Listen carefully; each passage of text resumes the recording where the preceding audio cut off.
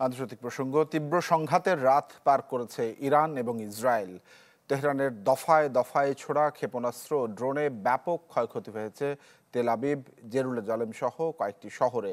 এখন পর্যন্ত প্রাণ গেছে 4 ইসরায়েলির, আহত 80 জন। নিরাপদ স্থানে সরিয়ে নেওয়া হয় প্রধানমন্ত্রী বেনিয়ামিন নেতানিয়াহুকে। ইরান হুঁশিয়ারি দিয়ে বলেছে, যুক্তরাষ্ট্র, ফ্রান্স, যুক্তরাজ্য যদি ইসরায়েলের ওপর হামলা ঠেকায়, হামলা হবে মধ্যপ্রাচ্যে তাদের স্থাপনাতেও।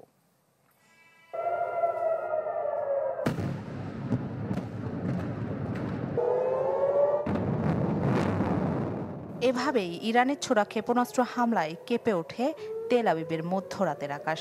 বোমার আঘাতে ধসে পড়ে বেশ কিছু স্থাপনা।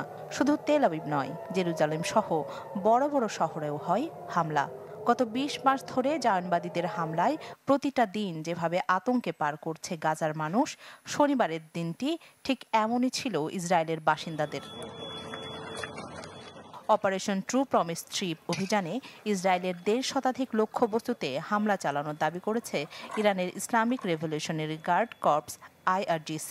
ইসরায়েলে চালানো হামলা প্রতিহতে সহায়তা করলে মধ্যপ্রাচ্যে থাকা যুক্তরাষ্ট্র, যুক্তরাজ্য ও ফ্রান্সের ঘাঁটিতে হামলা হবে, ছাড় পাবে না এইসব দেশের জাহাজও, এমন হুঁশিয়ারি দিয়েছে ইরান। এদিকে তেহরানের কয়েক দফার হামলায় থেমে থাকেনি তেল আবিব, অব্যাহত রেখেছে পাল্টা হামলা। ক্ষেপণাস্ত্র হামলা বন্ধ না হলে তেহরান পূর্বে এমন হুঁশিয়ারি ইসরায়েলের প্রতিরক্ষা মন্ত্রীর। জাতিসংঘের নিরাপত্তা পরিষদের জরুরি বৈঠকেও পড়ে চলমান সংঘাতের আঁচ। ইরান ও ইসরায়েলের স্থায়ী প্রতিনিধিরা জড়ান বাকবিতণ্ডায়। ইসরায়েলের পরিকল্পিত ও বেপরোয়া হত্যাকাণ্ড শুধু অবৈধই নয়, অমানবিকও। তারা যা করছে তা আন্তর্জাতিক আইনের সুস্পষ্ট লঙ্ঘন। তাদের কার্যকলাপ রাষ্ট্রীয় সন্ত্রাসবাদের উৎকৃষ্ট উদাহরণ।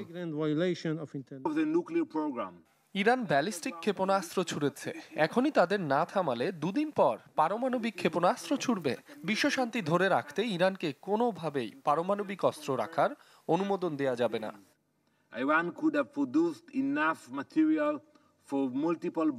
মধ্যপ্রাচ্যের শত্রু 2 দেশের মধ্যে এমন এক সময়ে সংঘাত শুরু হলো যখন যুক্তরাষ্ট্রের সাথে ইরানের পরমাণু চুক্তি নিয়ে চলছিল আলোচনা।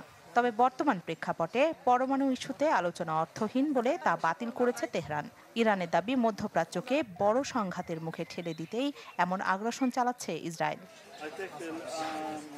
রাখি জেসমিন, চ্যানেল 24।